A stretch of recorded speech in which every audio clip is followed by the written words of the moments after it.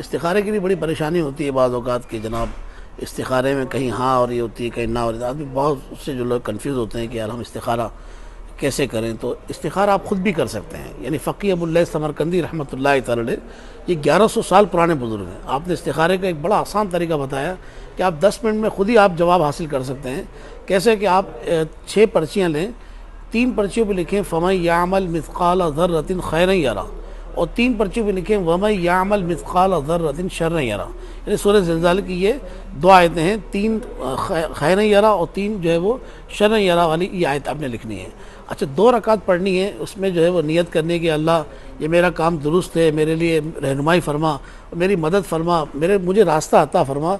इस नियत से 2 रकात पढ़ें और फिर एक पर्ची उठाकर जो है वो दूसरे बोल के अंदर डाल दें। फिर 2 रकात पढ़ें इसी नियत से कि अल्लाह मुझे रास्ता अता फरमा, ये काम मेरे लिए दुरुस्त है या नहीं। फिर इसके बाद जो है वो 2 रकात पढ़ के फिर आपकी पर्ची दूसरे बोल के अंदर डाल दें। फिर इसी तरह फिर 2 रकातें या अल्लाह इसी नियत से कि अल्लाह मुझे सीधा रास्ता अता फरमा, ये काम मेरे लिए दुरुस्त है या नहीं है, अल्लाह मेरी रहनुमाई फरमा।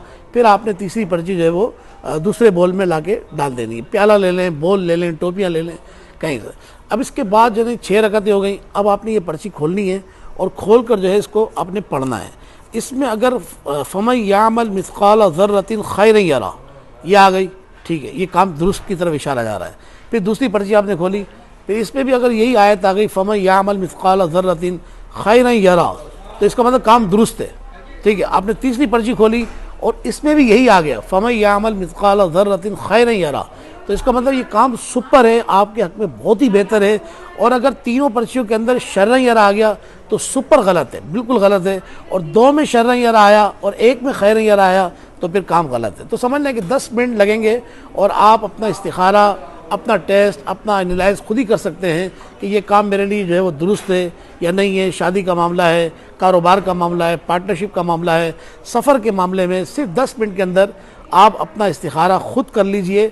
आप सेटिस्फाई हो जाएंगे, मुतमईन हो जाएंगे और बड़ा मुजर्रब अमल है। नेकी की दावत आम करते रहिए।